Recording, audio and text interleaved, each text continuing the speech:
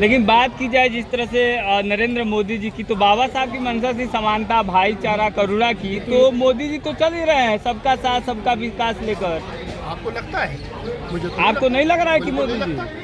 जिस मोदी जी के वित्त सलाहकार समिति के चेयरमैन विवेक डोबरा ये कहते हो कि हम संविधान बदलने आएंगे, 400 से पार सीट दीजिए, उनके सांसद उनके मिनिस्टर अनंत कुमार हेगड़े कहते हो कि हम संविधान बदलेंगे, जिनके दिल में मनुस्मृति और दिमाग में हिंदू राष्ट्र चल रहा हो, अगर आपको लगता है कि वो लोग जो है भारत में समानता और बंधुता की बात कर रहे हैं, तो फिर मुझे आपके दिमाग में भी थोड़ा सा शक है कि आप कौन से समानता की बात कर रहे हैं। क्या कहेंगे राहुल जी के चंद्रशेखर जिस तरीके से संसद में अपनी आवाज़ उठा रहे हैं, जो जिस तरीके से सरकार के खिलाफ आवाज़ उनकी बुलंद हो रही है और तीखे स्वर में वो बात कर रहे हैं, इससे क्या लग रहा है कि समाज में जो और राजनीतिक पार्टियों में जो जिसे लोग अपनी पार्टी कहते हैं उनमें खलबली मची हुई है क्या? चंद्रशेखर करने क्या गया था पार्लियामेंट में, पहले ये बताओ। यही काम करने के लिए गया था ना। और जो जब हमारे साथ आंदोलन करता था, हमारा तो छोटा भाई है, हमने तो नेता भी स्वीकार किया उसको, जब हमारे साथ आंदोलन करता था तब भी चंद्रशेखर जी बात को इसी मुखरता से बोलते थे। तब भीम आर्मी बन गई, उसके बाद में जब आजाद समाज पार्टी बनी तब भी उसी मुखरता से बोलते थे। कई उससे पहले चुनाव हारे वो विधानसभा का गोरखपुर से, तब भी उसी मुखरता से बोलते थे, और आज जीत करके सदन में गए तब भी उसी मुखरता से बोले। अब देखना ये है कि ये मुखरता कब तक रहती है। अगर इस मुखरता में गिरावट आएगी तो हमारे जैसे लोग बोलेंगे, और जब तक नहीं आएगी हम चंद्रशेखर के साथ कंधे से कंधा मिलाकर के खड़े हैं, क्योंकि हमने चंद्रशेखर रावण को इसीलिए पार्लियामेंट में भेजा है कि इस राम राज में एक रावण भी पार्लियामेंट में होना चाहिए, ताकि इनको लगे कि कोई तुम्हारा विरोधी भी है। प्रतिष्ठान का डायरेक्टर है, मुझसे पूछा, किसी से नहीं पूछा गया। चोरों की तरह मूर्ति हटाई गई और मूर्ति बैक साइड में लगा दी गई, जिसका कद भी घटा दिया गया, और बाबा साहब को पार्लियामेंट के पीछे ले गए। तो हमारी जो लड़ाई है वो लड़ाई इस बात की है कि आपने किसकी मूर्ति लगाई वो जानो वो मत जानो, लेकिन पहली लड़ाई ये है कि बाबा साहब डॉक्टर अम्बेडकर की मूर्ति जहाँ पहले लगी हुई थी, जिस हाल में थी उसी हाल में बाबा साहब डॉक्टर अम्बेडकर की मूर्ति लगनी चाहिए। जब तक नहीं लगेगी तब तक ये आंदोलन जारी रहेगा। सर 2018 में यहीं पे संविधान की पंक्तियां जलाई गई थी, तब से लेकर आज तक जो संविधान को मानने वाले लोग हैं, जो बाबा साहब को मानने वाले लोग हैं, वो लगातार प्रदर्शन कर रहे हैं। उससे क्या कुछ निकल तो नहीं रहा है। अगर आपको ऐसा लगता है कि अम्बेडकरवादियों का आंदोलन बेकार जा रहा, उनका पैसा उनका समय बेकार जा रहा, तो शायद आप इसको थोड़ा सा स्टडी करिए। मैं कहता हूं कि जब जब अम्बेडकरवादी बाहर निकले हाथ में लठ लेकर के और नीला कफन बांध के सर से, तब तब इतिहास लिखा गया है। भीमा कोरेगांव का इतिहास हो, या 2 अप्रैल 2018 का आंदोलन हो, या सहारनपुर शब्बीरपुर कांड के बाद में इसी संसद मगर पर जहाँ मैंने 3 बड़े प्रोग्राम किए, 1 लाख लोग जिनमें जिनका संचालन राहुल नागपाल ने किया, वहाँ पर ग्रेट समाज की टोपी लगा करके जो लोग घूम रहे थे, जिनको कभी शर्म आती थी, उस अपमानित सबको हमने सम्मानित बनाया। तो ये अम्बेडकरवादियों की पहचान है। अगर 2 अप्रैल 2018 को अम्बेडकरवादी नहीं निकलते, समतावादी नहीं निकलते, तो देश के अंदर SC/ST एट्रोसिटी एक्ट 1989 बहाल नहीं होता। ये अम्बेडकरवादियों की जीत है। और आज मैं आपको पूरी उसके साथ कह रहा हूँ, 1 मिनट सुनिए, आज मैं पूरी जिम्मेदारी के साथ कह रहा हूँ, मैं बैठ करके जंतर मंतर पर, आप लिख लीजिए, मूर्ति तो मोदी जी को वहाँ लगानी ही पड़ेगी, और जब तक नहीं लगेगी तब तक आंदोलन जारी रहेगा। हर कीमत पर, हर हाल में हम ये सरकार की नाक। आप भीमा कोरेगांव को इस आंदोलन से जोड़ रहे हैं, बताएंगे कितने?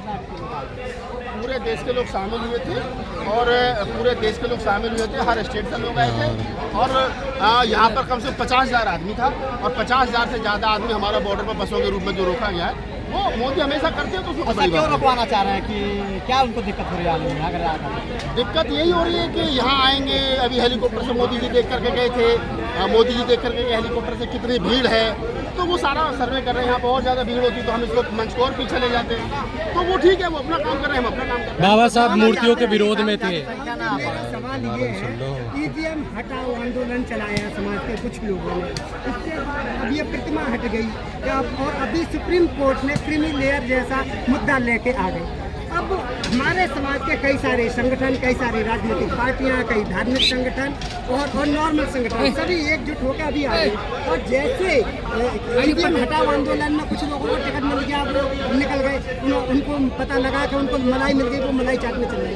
क्या लग रहा है सर? सवाल तो ले लीजिए, क्या लग रहा है वहाँ पर कितने लोग इतने मजबूती के साथ जो कई संगठनों के मंच पे आके बैठ तो गए हैं, और कब तक ये बैठे रहेंगे? किसको कोई मिल गया सांसद का या विधायकी का? आपका सवाल मैं समझ गया, सवाल बहुत लंबा हो गया और बहुत सारे सवाल आपने उसमें मिला दिए। तो मेरा कहने का मतलब ये है कि आंदोलनों से नेता निकलते हैं और नेता समाज का नेतृत्व करते हैं, और वो नेता अगर यहाँ पर जितने लोग मंच पर बैठे थे निसंकोच रूप से वो कोई सब 50 से ऊपर के थे, 60 से ऊपर के थे और 70 के करीब के थे। तो इनसे उम्मीद करना, मैं तो ओपनली बोल रहा हूँ कि ये कोई बहुत बड़ी क्रांति करेंगे, तो इनसे तो उम्मीद करना बेकार है। इनमें आधे से ज़्यादा ट्रांसफर पोस्टिंग वाले नेता थे, ठीक है ना, और आधे से ज़्यादा वो नेता थे बेचारे जो 70 साल से ऊपर के हो गए। अब उन्होंने सोचा कि चलो बाबा साहब के बहाने का आंदोलन करते, समाज आ गया, समाज बुलाया गया, क्योंकि बाबा साहब के लिए समाज आया। कोई मंच पर बैठा हुआ व्यक्ति ये सोचे कि वो उनके लिए आया, उनके लिए कोई नहीं आया, ये बाबा साहब के लिए आया है। और दूसरा जो आपका सवाल है कि इस भीड़ को भुना करके कोई MP MLA का टिकट ले ले, तो ठीक अच्छी बात है, ले लो, बन जाओ, जीतो, हमें कोई दिक्कत नहीं है इससे। तीसरी बात जो आपने कही कि EVM का मुद्दा कुछ लोगों ने उठाया, तो EVM का मुद्दा मैंने पहले दिन से कहा कि ये मुद्दा हमारा नहीं है। ये जो लोग मुद्दा उठा रहे हैं इसका हम समर्थन नहीं करते हैं। अब आपका सवाल था सर, जिस तरह से आप भीमा कोरे गांव को इस मुद्दे से जोड़ रहे हैं, कहाँ तक ये सही है?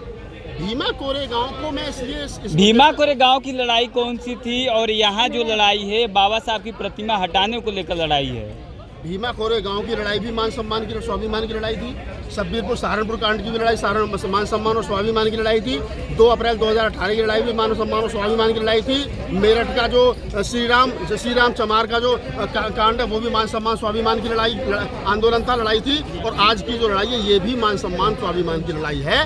सारी लड़ाइयों में एक चीज़ कॉमन है कि हमारी लड़ाई हमारे स्वाभिमान से शुरू होती है, और हमारे स्वाभिमान के साथ कोई छेड़छाड़ करेगा वो हमें बर्दाश्त नहीं है। बाबा साहब डॉक्टर अंबेडकर हमारे स्वाभिमान हैं, और उनके साथ कोई छेड़छाड़ करेगा ये हमें बर्दाश्त नहीं है। सर, जिस तरह से भीमा कोरे गांव में जो लड़ाई लड़ी गई थी पेशवाओं के खिलाफ में, अभी जो सुप्रीम कोर्ट का जजमेंट आया उसको लेकर आप कैसे देखते हैं? उसमें मैं शायद अकेला आदमी जो सबसे ज़्यादा बोला हूँ, ठीक है। करोड़ों करोड़ मिलियनों में लोगों ने वीडियो देखे, मेरे लोगों ने मुझे फ़ोन करके धमकी भी दी, आप ऐसा मत बोलो, वर्गीकरण के पक्ष में ये है वो वगैरह वगैरह। लेकिन मैं आज अपनी जीत समझ रहा हूँ कि आज सुप्रीम कोर्ट ने कम से कम 3 मुद्दे उठाए थे, वर्गीकरण, कोटे में कोटा और क्रीमी लेयर। आज सुप्रीम कोर्ट ने क्रीमी लेयर वाला मामला वापस ले लिया।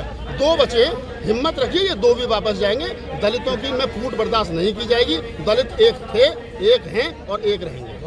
क्या कहेंगे राहुल जी के चंद्रशेखर जिस तरीके से संसद में अपनी आवाज़ उठा रहे हैं, जो जिस तरीके से सरकार के खिलाफ आवाज़ उनकी बुलंद हो रही है और तीखे स्वर में वो बात कर रहे हैं, इससे क्या लग रहा है कि समाज में जो और राजनीतिक पार्टियों में जो जिसे लोग अपनी पार्टी कहते हैं उनमें खलबली मची हुई है क्या? चंद्रशेखर करने क्या गया था पार्लियामेंट में, पहले ये बताओ। यही काम करने के लिए गया था ना। और जो जब हमारे साथ आंदोलन करता था, हमारा तो छोटा भाई है, हमने तो नेता भी स्वीकार किया उसको। जब हमारे साथ आंदोलन करता था तब भी चंद्रशेखर जी बात को इसी मुखरता से बोलते थे। तब भीम आर्मी बन गई, उसके बाद में जब आजाद समाज पार्टी बनी तब भी उसी मुखरता से बोलते थे। कई उससे पहले चुनाव हारे वो विधानसभा का गोरखपुर से, तब भी उसी मुखरता से बोलते थे। और आज जीत करके सदन में गए तब भी उसी मुखरता से बोले। अब देखना ये है कि ये मुखरता कब तक रहती है। अगर इस मुखरता में गिरावट आएगी तो हमारे जैसे लोग बोलेंगे, और जब तक नहीं आएगी हम चंद्रशेखर के साथ कंधे से कंधा मिलाकर के खड़े हैं। क्योंकि हमने चंद्रशेखर रावण को इसीलिए पार्लियामेंट में भेजा है कि इस राम राज में एक रावण भी पार्लियामेंट में होना चाहिए, ताकि इनको लगे कि कोई तुम्हारा विरोधी भी है। क्या लग रहा है कि चंद्रशेखर को छोड़ दिया जाए तो 130 सांसद यानी टोटल 131 सांसदों में से रावण को हटा दे, 130 सांसद और भी हैं समाज के, वो फिर क्यों नहीं बोल रहे हैं? अगर आप बात कर रहे हैं तो अब देखिए सवाल लंबा हो रहा है आपका, वीडियो भी लंबा हो रहा है, लेकिन मैं एक लाइन में अगर इसको कंक्लूड करूँ तो वो ये है कि जो सांसद किसी पार्टी के रहमो करम पर जीत करके गया है, बीजेपी ने टिकट दे दिया, बसपा ने दे दिया, कांग्रेस ने दे दिया, किसी फला पार्टियों ने टिकट दे दिया और वो जीत करके चला गया, तो उसे अपना टिकट बचाना है। वो अपने उनके रहमो करम पर जीत के गया है। चंद्रशेखर किसी के रहमो करम पर जीत करने गया, वो अपनी ताकत से जीत करके गया है। पप्पू यादव अपनी ताकत से जीत करके आया है, राजकुमार राउत अपनी ताकत से जीत करके आया है। और ये वो लोग हैं कि जो मुखरता होकर के बोलेंगे, नहीं बोलेंगे तो फिर समाज अगली बार इनको वोट नहीं करेगा। धन्यवाद।